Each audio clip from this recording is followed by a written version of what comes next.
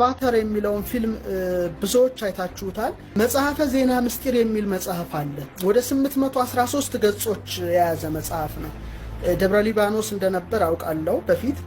በጣም ትልቅ መጽሐፍ ነው። ይሄ መጽሐፍ ምናልባት እንደው በብቃት ደረጃ ሊነበብ ይችላል እንጂ እኔና እናንተ ብናነበው እጅግ ከባድ ነው።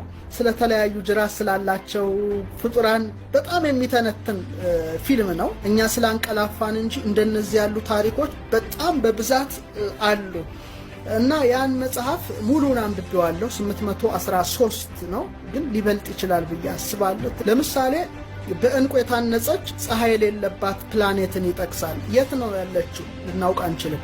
እንግዲህ ሙሉ በሙሉ መጽሐፉ ግዕዝ ነው። አንድሮሜዳ ላይ ግዕዙንም አማርኛውንም ተርጉም ያስቀምጫለሁ። እነዚህ ዓለም ሲሄድ አንዱ በቃ አሁን ለምሳሌ ብሔረ ብፁዓን የሚባል ዓለም አለ።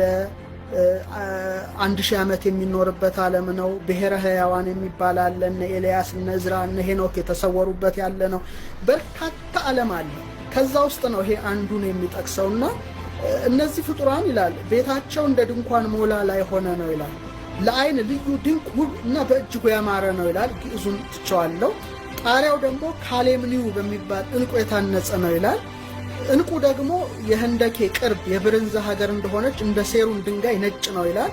አንዳንዴ ህብሩ የሚለዋወጥ ደንጊያ ነው ይላል እና ግንቡ ራሱ የዓለም ይላል ከባንዜራ እንቁ የታነጸ ነው ይላል እና በጣም ደግሞ ደስ እንደሚያሰኝ ናብሊስ ደንጊያ ነው ይላል። በጣም ውብ ከተማ እንደሆነ ይጽፋል። መልኩ ደግሞ እንደ ውሃ የጠራና ብርሃኑም እንደ ፍም ቀይ ነው ካለ በኋላ ስለዛች ዓለም ሲጽፍ መጽሐፈ ዜና ምስጢር በሀገራቸው ፀሐይ የለም ይላል። ፀሐይ የለም ማለት ምን ማለት ነው? እንግዲህ ከኛ ሶላር ሲስተም ውጪ ማለት ነው። አይኖቻቸው ብርሃኖቻቸው ለነርሱ የሚያበሩ ጸዳሎቻቸው ናቸው ይላል። እንግዲህ ራሳቸው ሰውነታቸው ብርሃናማ አካላት እንደሆኑ ነው የሚጽፈውና ቁመታቸው በጣም ረጃጅሞች በመልአክ መለኪያ 12 ናቸው ይላል። ጠጉሮቻቸው እስከ እግሮቻቸው ተረከዝ ይደርሳል። አፍንጮቻቸው ረጃጅም፣ ጆሮዎቻቸው እንደ ካልዕ ትሬው ቅርፍት ነው ይላል። ሰውነታቸው ሁሉ ነጭ ጠጉር ነው።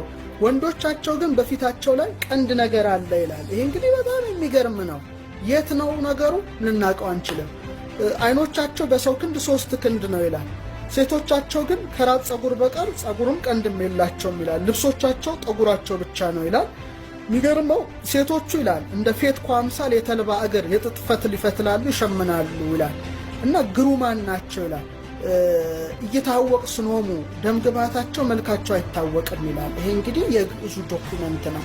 አይ ቲንክ እነዚህ መጻሕፍቶቻችን በብዙ ሀገሮች ስለሄዱ ዛሬ የሃሊውድን ፊልም ማድመቂያ ሆነው ብዙ ዶላር ይታፈስባቸዋል። ግን በመጽሐፈ ዜና ምስጢር ላይ ተጽፎ የምናነበው ነው።